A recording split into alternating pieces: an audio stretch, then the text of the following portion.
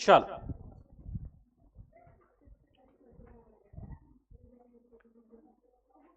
shall we begin?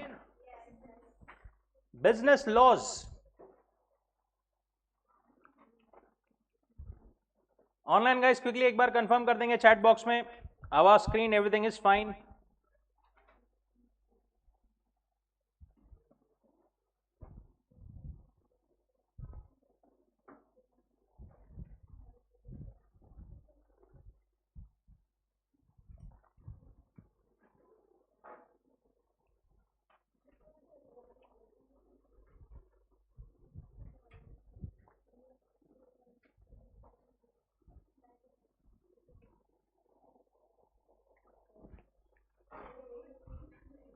चलो, business laws में क्या पढ़ रहे थे अपन? Companies act 2013. कंपनीज एक्ट 2013 में, कंपनीज एक्ट 2013 में मीनिंग एंड इट्स फीचर्स अपन ने देखे थे. फीचर्स क्या क्या थे, याद है क्या? क्या क्या है? Separate legal entity, perpetual succession, limited liability, artificial legal person, common seal. ये अपने 5 वहां पर पॉइंट्स थे. उसके बाद में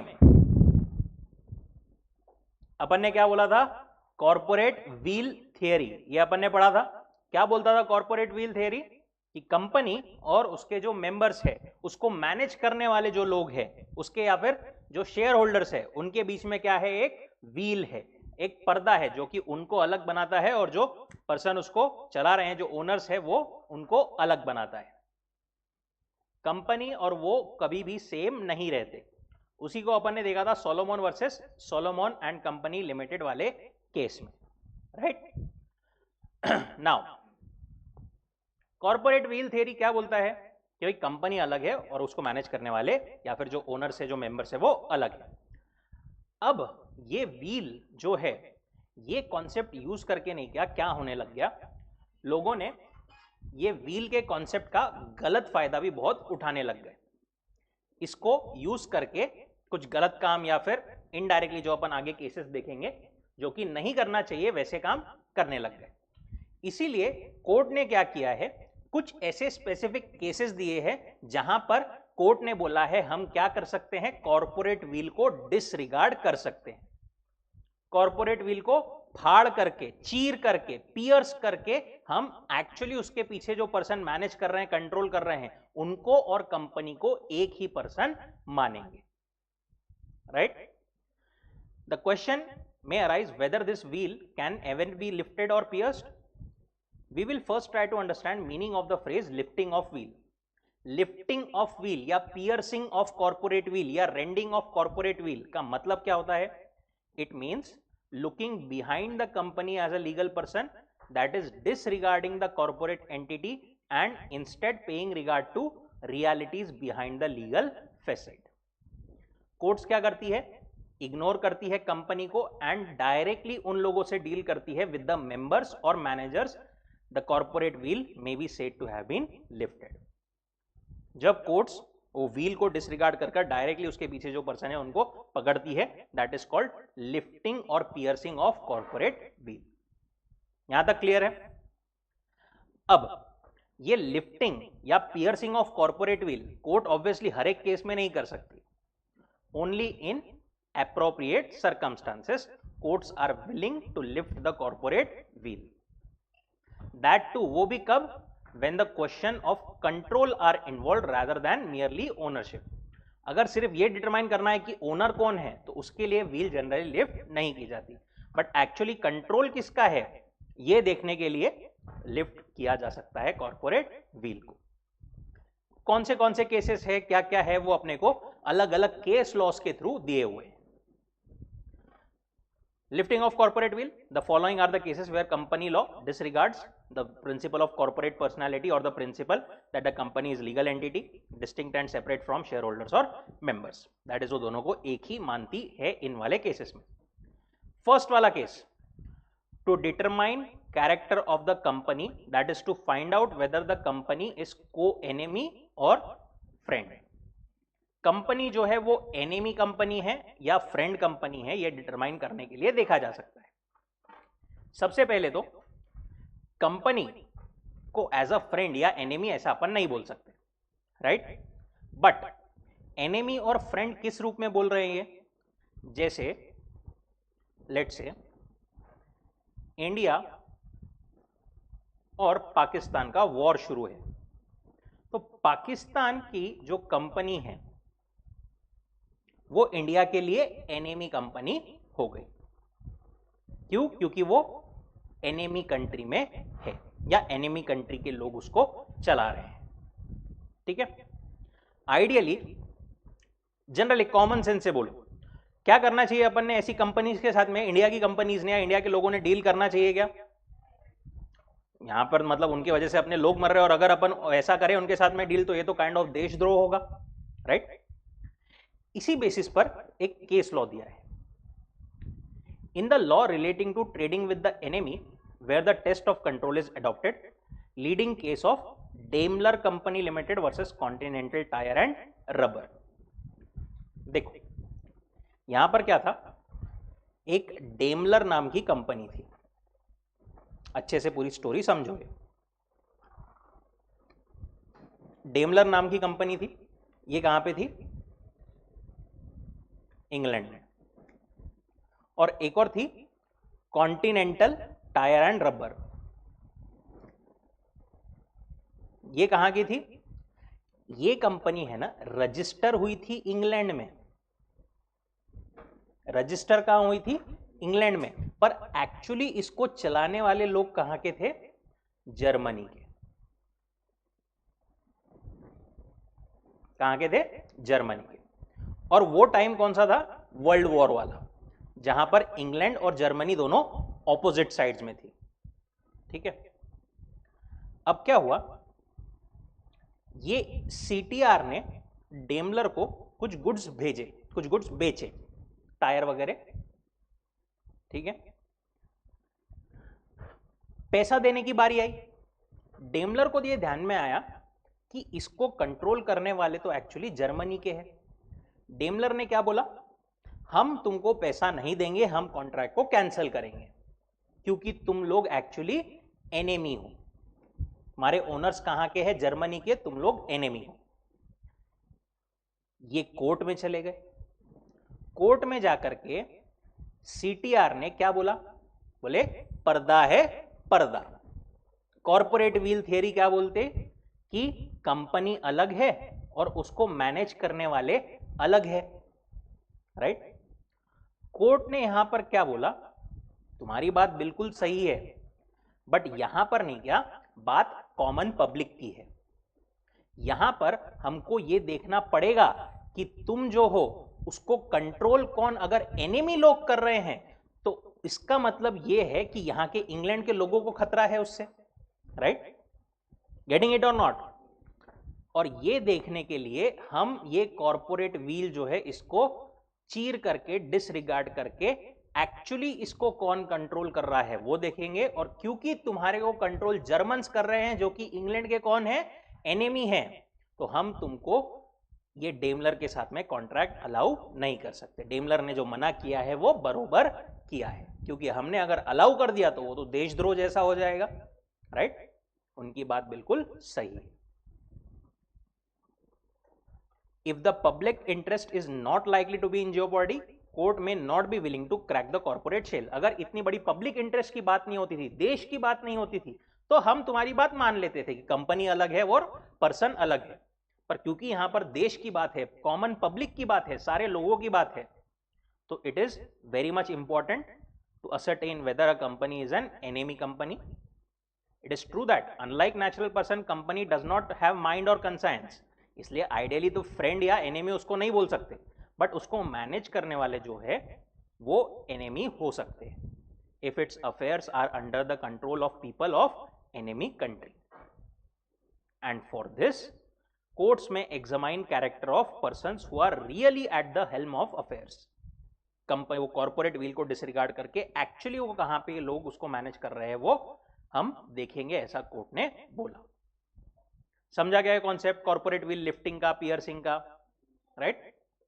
नॉर्मली तो यहां पर कॉर्पोरेट व्हील वो मानते थे कंपनी अलग है, ये मैनेज करने वाले जर्मनी के उसको अलग है, पर क्योंकि यहां पर पब्लिक इंटरेस्ट की बात है तो हम यहां पर इसको डिसरिगार्ड करके एक्चुअली देखेंगे कि ये है जर्मनी वाले, तो आप जो है वो एनिमी ही हो, हम कॉर्पोरेट व्हील को डिसरिगार्ड करेंगे। ऐसा जो है पूरा केस लॉ था वो।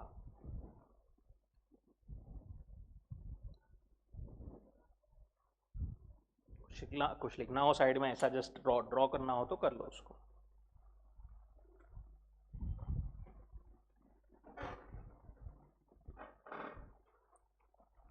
कि बाद में रिवाइज करते टाइम पे जनरली अपने को याद नहीं आता कि कैसा था क्या था। ये इतना एकदम ये मत करो, थोड़ा सा ऐसा निकाल के बताता है ऐसा। Daimler, continental tyre and rubber, और ये जर्मनी, इंग्लैंड, और ये कॉर्पोरेट व्हील।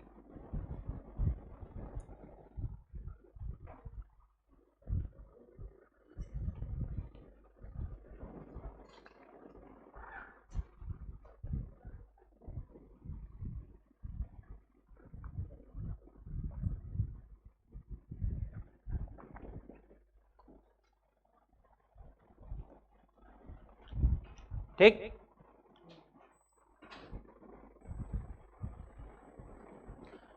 ठीक है।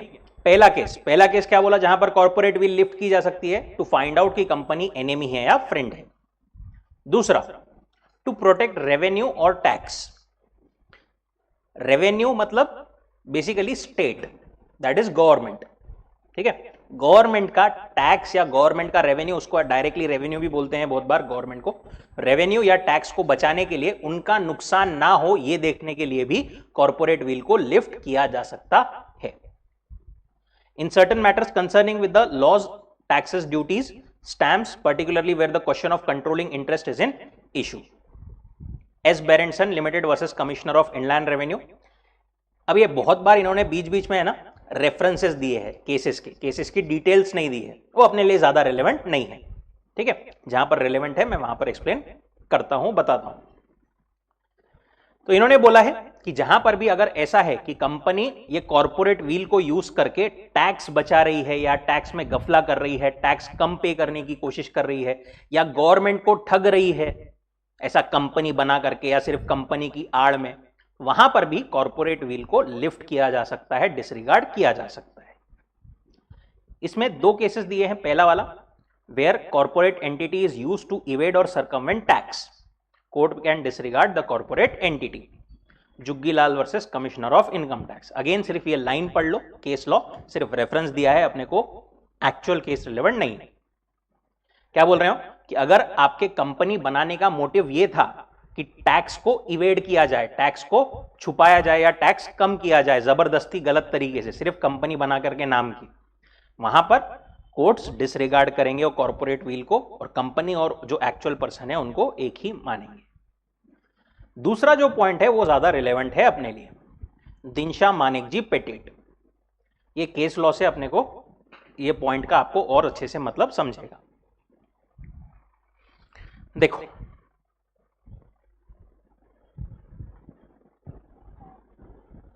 दिनशा मानेकजी पेटेट ये जो है ना एक बहुत अमीर आदमी थे, ठीक है।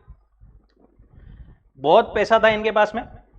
पैसा इन्होंने कहा क्या किया था, पैसों को इन्वेस्ट किया था बड़ी बड़ी कंपनीज में, ठीक है। शेयर्स वगैरह वगैरह सब जो भी है खरीदे थे। अब यहां से ये इन्वेस्टमेंट से नहीं, क्या इनको इसका डिविडेंड आता था, इंटरेस्ट आता था, रिटर्न्स आते थे। डिविडेंड मतलब समझते हो, मतलब अपन ने शेयर्स में पैसा लगाया, उसमें से कंपनी जो अपने को देती है थोड़ा बहुत, दैट इज डिविडेंड।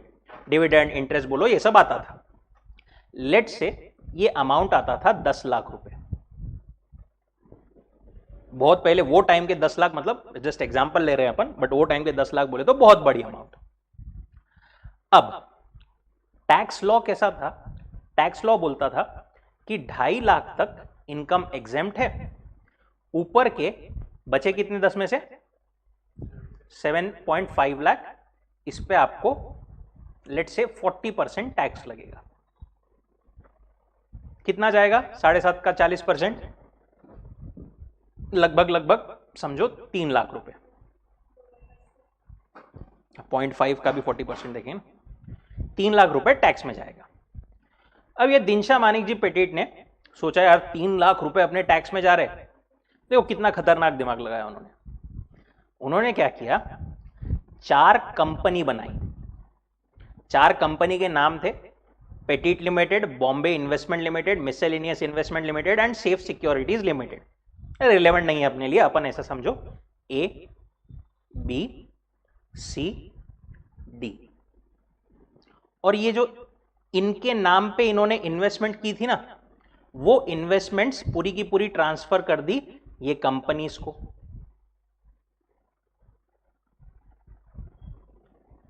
ठीक है, कंपनीज को इन्वेस्टमेंट्स अपनी जो थी वो दे दी और कंपनीज के शेयर्स ले लिए। और इस तरीके से उन्होंने इन्वेस्टमेंट को यहां पर डिस्ट्रीब्यूट किया कि जो 10 लाख पहले पूरे इनके पास में आ रहे थे, वो अब ऐसे आते थे 2.5 लाख ए को, 2.5 लाख बी को, 2.5 लाख सी को, 2.5 लाख डी को। पहले इनको लग रहा था 3 लाख रुपए का टैक्स, अब बताओ बना टैक्स कितना लगेगा, क्योंकि 2.5 लाख तक तो जीरो टैक्स है। अभी कंपनीज पर फ्लैट रेट लगता है, बट पहले कंपनीज पर भी नहीं लगता था। 2.5 लाख तक के सब पे एग्जेम्प्ट था, टैक्स कितना हो गया, जीरो। और ये जो पैसा आया ना कंपनीज में, अब वो ये तो कंपनी में आया, कंपनी से वापस वो दिनशा मानिक जी के पास में कैसे आएगा, ये कंपनीज वो पैसा जो है ये 2.5 लाख 2.5 लाख 2.5 लाख बोल के ये दिनशा मानिक जी पेटाइट को लोन बोल करके दे देती थी, और वो ये पैसे से मस्त ऐश करते थे। बाकी और कोई काम नहीं था कंपनी का, सिर्फ ऐसा ट्रांजैक्शन करने के लिए वो उन्होंने कंपनीज बनाई थी। ये चीज किसको ध्यान में आई, टैक्स वालों को। वो गए कोर्ट में, बोले ऐसा कैसा। यहां पर दिनशा मानिक जी पेटिट ने क्या बोला, पर्दा है पर्दा, ये ए बी सी डी ये कंपनीज है वो अलग है, मैं अलग पर्सन हूं, इनकम तो उनकी है, मैं तो लोन ले रहा हूं। कोर्ट ने क्या बोला, होशियार नहीं, बरोबर है कॉर्पोरेट विल तुम्हारा बोलना, बट यहां पर तुम्हारा मोटिव क्या है, टैक्स को छुपाना। हम ये कंपनीज और तुमको एक ही पर्सन मानेंगे, और ये पूरी इनकम ये कंपनीज की नहीं है, तुम्हारी है, और तुमको टैक्स जो लग रहा था वो लगेगा। एक समझा क्या पूरी story. It was held that company was not a genuine company but merely assessee himself disguised under the legal entity of a limited company। assessee मतलब टैक्स का एक वर्ड है assessee, कि जिसको मतलब जिस पर्सन की बात हो रही है Dinshaw Maneck ji Petit, he is called a assessee। अपन ने असेस करना है उनकी इनकम कितनी है क्या है। They earned huge income by dividend, so he opened some companies and purchase their shares in exchange of his income. This income was transferred back to the assessee by way of loan।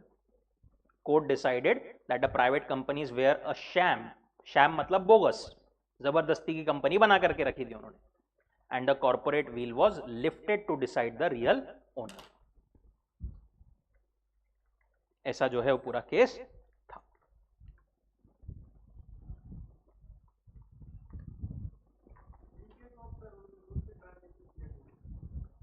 दूसरे transaction मतलब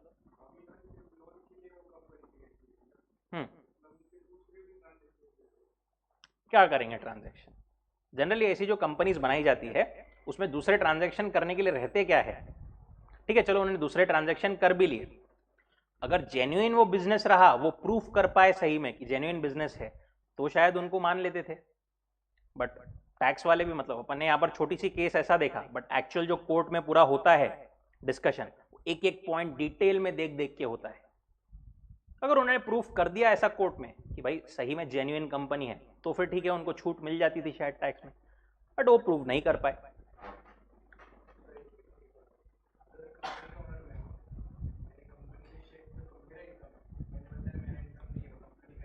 हम्म हम्म share के ऊपर काय का tax देना पड़ेगा? हम्म हम्म हम्म हम्म share के ऊपर क्या भरना पड़ेगा?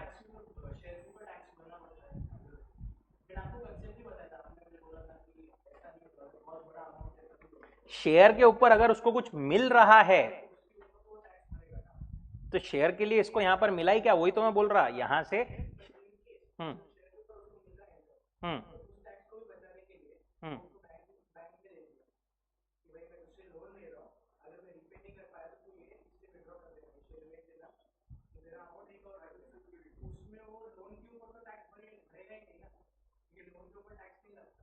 हम्म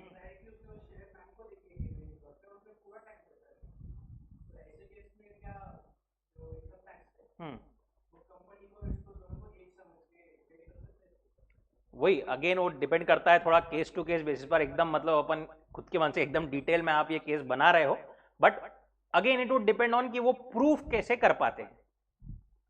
अगर उन्हें जेन्युइन ट्रांजैक्शन है ऐसा सेटिस्फाई कर दिया, सामने वाले को प्रूफ कर दिया, ठीक है। नहीं कर पाए, टैक्स वाले भी बहुत ज्यादा होशियार रहते, एक एक चीज खोद खोद के निकालते हो, ये ट्रांजैक्शन क्यों हुआ था, यहां से ऐसा क्यों हुआ था, ऐसा क्यों हुआ था, जनरली उस केसेस में पकड़े जाते हैं।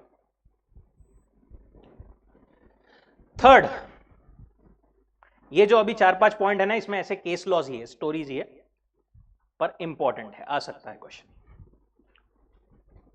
तीसरा वाला, टू अवॉइड लीगल ऑब्लिगेशन। एक कंपनी का कोई लीगल ऑब्लिगेशन है, वो अवॉइड करने के लिए बस वो अगर कोई ऐसी कंपनी बना रही है तो, where the sole purpose of formation of the company was to use it as a device of reduce the amount to be paid by way of bonus। देखो इसके लिए कुछ बेसिक्स समझो पहले। कोई भी कंपनी रहती है ना, अपन स्पेसिफिक डिटेल में प्रोविजन जो अपने रिलेवेंट नहीं है उसमें नहीं जाते, ऐसा समझो कंपनी को नहीं, क्या जो भी प्रॉफिट होता है ना नेट में, ठीक है, वो प्रॉफिट के ऊपर उसको क्या करना पड़ता है, बोनस देना पड़ता है। किसको? अपने वर्कर्स को। जैसा कंपनी के लेट से फॉर एग्जांपल यहां पर 10 लाख की इनकम है, एक्सपेंसेस है कितने के, लेट से 5 लाख के, प्रॉफिट बचा कितना, 5 लाख। तो ऐसा कुछ तो भी रहता है कि 5 लाख का 10% आपको देना पड़ेगा, ठीक है। 10% बोले तो कितना हो गया, 50,000 रुपए आपको वर्कर्स को बांटने पड़ेंगे। ऐसा लॉज वगैरह रहते हैं। अब आते हैं केस लॉ पर। Workman employed in associated rubber industries limited Bhavnagar versus associated rubber industries limited Bhavnagar and other. क्या हुआ था, एक कंपनी थी ए लिमिटेड, ठीक है, एक्चुअल नाम उसके डिफरेंट थे, इसका नाम था इनारको, ठीक है, अपने लिए ज्यादा रिलेवेंट नहीं है।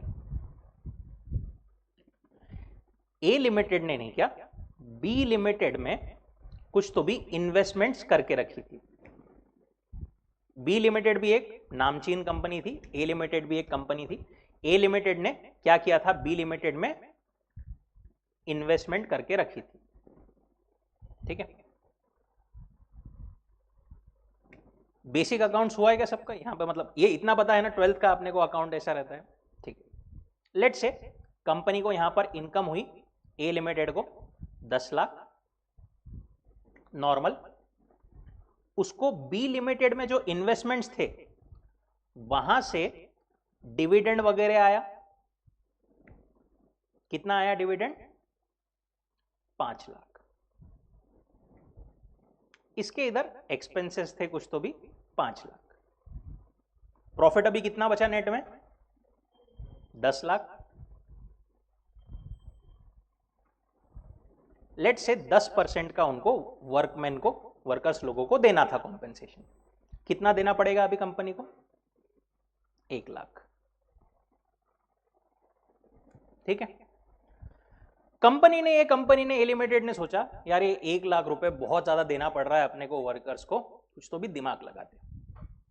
ए लिमिटेड ने क्या किया, अपनी एक दूसरी कंपनी बनाई, सी लिमिटेड।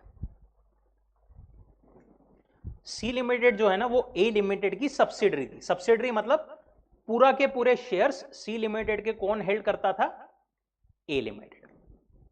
मतलब ऐसा समझो अभी के लिए कि सी लिमिटेड जो है वो ए लिमिटेड की ये थी, मतलब चाइल्ड कंपनी थी, बच्चा था ए लिमिटेड का। सी के पास में जो भी आएगा, सी अलग ए अलग। अब इन्होंने क्या किया, सी लिमिटेड बना के ये अपनी जो इन्वेस्टमेंट्स थी ना इनकी बी लिमिटेड में, वो ट्रांसफर कर दी किसको, सी को। बरोबर। अब यहां पर बताओ ये इन्वेस्टमेंट से जो 5 लाख रुपए आ रहे थे वो किसको आएंगे, सी लिमिटेड को आएंगे। तो ये पहले जो ए के इसमें आ रहे थे 5 लाख रुपए इनकम, अब वो सी के इसमें जा रहे हैं, यहां से चले गए। अब बताओ यहां पर ए लिमिटेड का प्रॉफिट कितना बचा, जो पहले 10 हो रहा था वो बचा 5 लाख। अब इनको कितना पे करना पड़ेगा वर्कर्स को, 10% ऑफ 5 लाख, 50,000। 50,000 की लायबिलिटी कम हो गई। देख रहे हो कैसा उन्होंने दिमाग लगाया था। ये 50,000 तो बहुत छोटा अमाउंट है, उन्होंने उनका अमाउंट बहुत बड़ा था। ये चीज जो वर्कर्स थे ना वहां पर काम करने वाले, उनको ध्यान में आई। वर्कर्स का भी बहुत बड़ा एसोसिएशन रहता है, उनके भी लोग रहते हैं, सब होता है। उन्होंने केस कर दिया। केस में कोर्ट में ए लिमिटेड क्या बोली कि भाई सी लिमिटेड अलग कंपनी है, हम अलग कंपनी है, दोनों की सेपरेट आइडेंटिटी है, बीच में क्या है, पर्दा है, पर्दा। राइट। कोर्ट ने क्या बोला, बरोबर। पर यहां पर तुमने ये कंपनी सी लिमिटेड बनाई है काय के लिए, अपनी लाइबिलिटी, अपना लीगल ऑब्लिगेशन, जो तुम्हारी ड्यूटी है वो ड्यूटी से बचने के लिए, कुछ तो भी जो अपना ऑब्लिगेशन है उसको कम करने के लिए। उसके अलावा ये सी लिमिटेड बनाने का कोई पर्पस तुम्हारा नहीं था। इसीलिए हम तुम दोनों को क्या करेंगे, एक ही मानेंगे।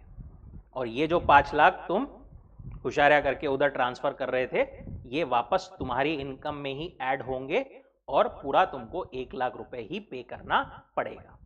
We will disregard the corporate veil. समझा क्या ये पूरा केस लॉ, पूरी स्टोरी? नहीं समझा तो बोलो।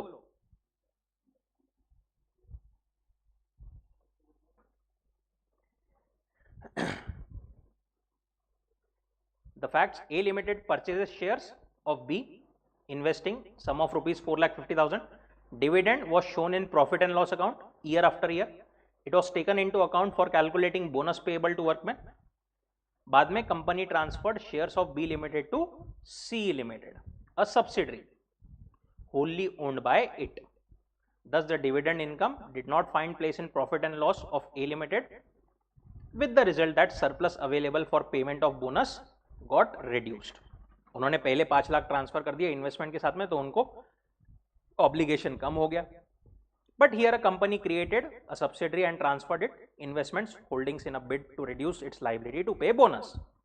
Supreme Court brushed aside separate existence. The new company had a no assets. जो नई कंपनी इन्होंने बनाई थे यहाँ पे सी लिमिटेड, उसके ना तो खुद के कोई असेट्स थे, ना ही उसका कोई बिजनेस था, ना ही दूसरी कोई इनकम थी of its own except receiving dividends from the shares transferred by its parent A. सिर्फ इसको ये वाली इन्वेस्टमेंट जो ट्रांसफर हुई थी ए से, उस पर डिविडेंड आता था। Serving no purpose except to reduce profit of principal company. ये कंपनी का मोटिव सिर्फ बनाने का एक ही था कि इसकी पेरेंट कंपनी का प्रॉफिट कम किया जाए, सो दैट इन लोगों को कम पे करना पड़े वर्कर्स को, जो कि गलत है। और इसीलिए उसको डिसरिगार्ड करके, कॉर्पोरेट व्हील को डिसरिगार्ड करके उन्होंने दोनों को एक ही माना।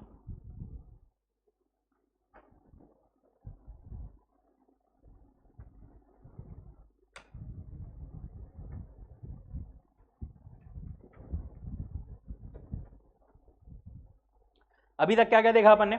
कॉर्पोरेट व्हील, कॉर्पोरेट व्हील को लिफ्ट कब किया जा सकता है? पहला, to find out company enemy है या फ्रेंड है। दूसरा, अगर टैक्स की चोरी वगैरह हो रही होगी, टैक्स इवेड करने के लिए कुछ किया जा रहा होगा तो। और तीसरा, अगर कोई अपना लीगल ऑब्लिगेशन कम करने के लिए स्पेसिफिकली आपने कुछ किया है तो वहां पर। तीनों भी केसेस में corporate veil can be lifted. दो और केस है बस इसके। Fourth, formation of subsidiaries to act as agents.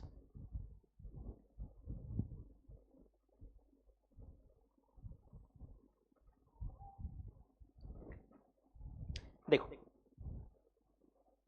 इसके लिए पहले एक कहानी समझो। एक है ना, लड़की थी चिंकी, बड़ी बहन, एक थी पिंकी, छोटी बहन। ठीक है।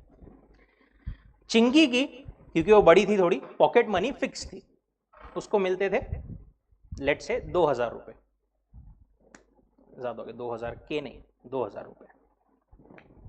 ठीक है।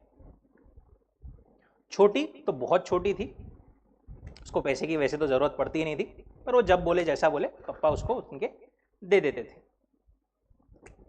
अब ये बड़ी बहन को एक बार क्या हुआ, इसके पैसे खत्म हो गए। ये गई पापा के पास में, बोले पापा पैसे चाहिए और थोड़े से। बोले काय को चाहिए, 2000 रुपए दिए थे ना, वो भी ज्यादा है, नहीं मिलेंगे। बोले पापा प्लीज दे दो, नहीं मिलेंगे। पापा मैं तो आपकी परी हूं ना, दे दो। पापा बोले नहीं मिलेंगे। ठीक है। इसने दिमाग लगाया, इसने अपनी बहन को बोला, छोटी वाली को, एक काम कर, पापा के पास में जा और उनसे 500 रुपए मांग के आ। ठीक है। पिंकी गई पापा के पास में, ले पापा 500 रुपए चाहिए। छोटी वाली, पापा ने बोला बिल्कुल, अरे छोटी वाली कभी मांगती नहीं, ये ले बिल्कुल। वो निकाल के दे रहे थे, तब उनको ध्यान में आया कि ये तो कभी पैसे मांगती ही नहीं है, और इसके पहले जस्ट बड़ी बहन ने कुछ तो भी पैसे मांगे थे। उन्होंने पिंकी को बुलाया पास में, बोले इधर आ, किसके लिए चाहिए? उसने बोल दी बेचारी ने, दीदी के लिए। उसने, पापा ने बुलाया चिंकी को भी, पैसे दिखाया, बोले नहीं मिलेंगे। अपने इससे क्या रिलेवेंस? ये जो केस है अपना, वो भी अगला ऐसा ही कुछ तो भी है। एक कंपनी थी ए, उसको है ना एक लाइसेंस चाहिए था, बट वो मिल नहीं रहा था ऑथोरिटीज के पास से। एक गाड़ी ऑपरेट करने का, मतलब कोई बिजनेस चलाने का लाइसेंस चाहिए था, ट्रांसपोर्ट का, वो मिल नहीं रहा था। इन्होंने क्या की, अपनी एक दूसरी कंपनी बनाई बी, और अपने जो पूरे व्हीकल्स थे वो इसको ट्रांसफर कर दिए, और बी के नाम पर अथॉरिटी को लाइसेंस अप्लाई किया। ठीक है। ये चीज अथॉरिटी को ध्यान में आ गई कि भाई बी मांग रही है लाइसेंस, बट बी क्या है, ए की ही कंपनी है, ए की एजेंट बोल करके वो आई है मेरे पास में, राइट। कोर्ट में ए ने क्या बोला, पर्दा है पर्दा, बी अलग है, मैं अलग हूं। पर कोर्ट ने क्या बोला, ऐसा नहीं चलेगा। बी जो लाइसेंस मांग रही है वो आइडियली किसके लिए मांग रही है, ए के लिए, और क्योंकि ए को नहीं मिल सकता, बी को भी नहीं देंगे। A company may sometimes be regarded as an agent or trustee of its members or of another company, and may therefore be deemed to have lost its individuality in favor of its principal. Principal will be held liable for the acts of company. वो बोल रहे हैं कभी कभी एक company बनाने का main purpose ये होता है कि सिर्फ अपना एजेंट बोल करके उसको यूज करना, मेरी जगह ये पैसे मांगेगी, राइट, मेरी जगह ये लाइसेंस अप्लाई करेगी। ऐसे टाइम पर इन दोनों को क्या माना जाता है, एक ही माना जाता है, कॉर्पोरेट व्हील को डिसरिगार्ड किया जाता है। Merchandise transport limited versus British transport commission, ये वो केस लॉ था। Transport company wanted to obtain licence but could not do so when applied in its own name, इसलिए उसने क्या किया, सब्सिडरी बनाई एक, एंड अप्लाई किया for the licence. in the name of subsidiary. The vehicles were to be transferred to the subsidiary. Held, parent and the subsidiary were one commercial unit and application was rejected. समझा क्या पूरी story, पूरा case law, पूरा point? That is the fourth case. And एक last point, last story, last case. Company formed for fraud or improper conduct or to defeat law. अगर company बना करके, company के नाम के आड़ में आप कुछ तो भी फ्रॉडुलेंट काम कर रहे हो, गलत काम कर रहे हो, वहां पर भी डिसरिगार्ड किया जा सकता है कॉर्पोरेट वील को. जिलफोर्ड मोटर्स कंपनी वर्सेस होर्ने, राइट, ये केस लॉ था. यहां पर अपने को ज्यादा डिटेल में दिया हुआ नहीं है, बट अपने को ये वाला केस लॉ पता होना चाहिए थोड़ा, इसलिए देखते हैं. देखो, जिलफोर्ड मोटर्स एक कंपनी थी, उसमें एक बंदा काम करता था होने, लेट्स से एच. ये एच नहीं क्या, बहुत अच्छी पोजीशन पे था.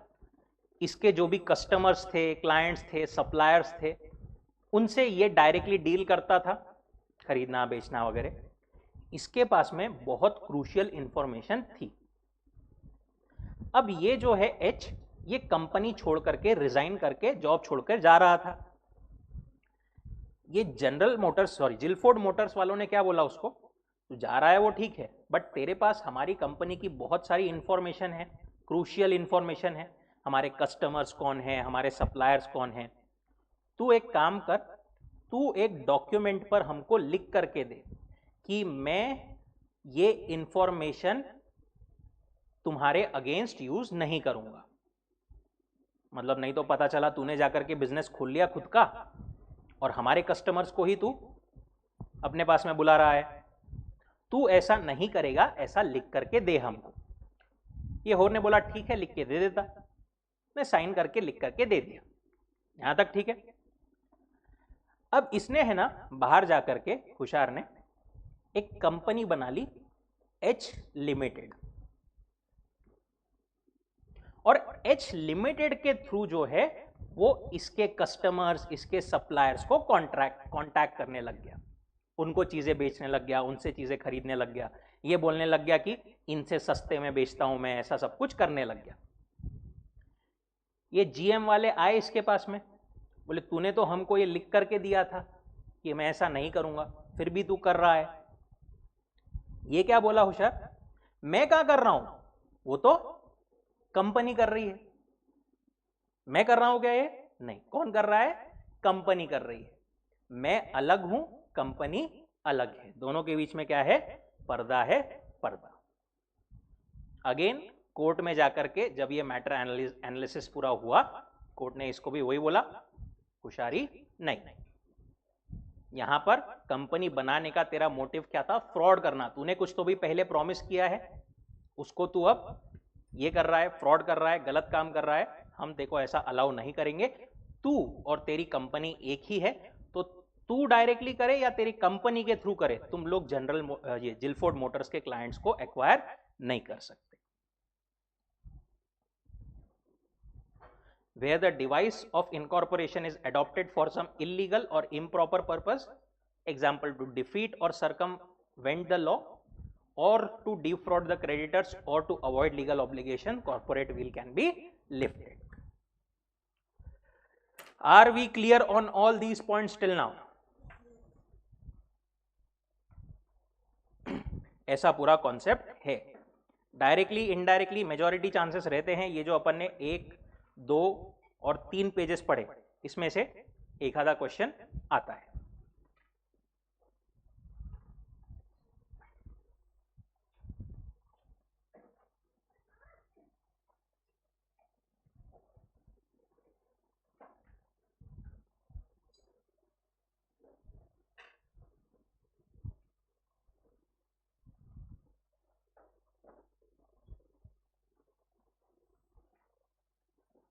रुके हैं, एक और पॉइंट पढ़े आज के लिए? क्या बोलते सब लोग? जो मेजॉरिटी बोले हो. अरे बोलो शर्माओ मत, ऐसा कुछ नहीं। रुकते रुकते रुकते रुकते रुकते, 1 2 3 4 5 6 लोगों ने तो बोल दिया, पुराने वालों को तो वैसे भी इको के लिए बैठना है, ठीक है। रुकते हैं यहाँ पर, will continue tomorrow. Thank you so much.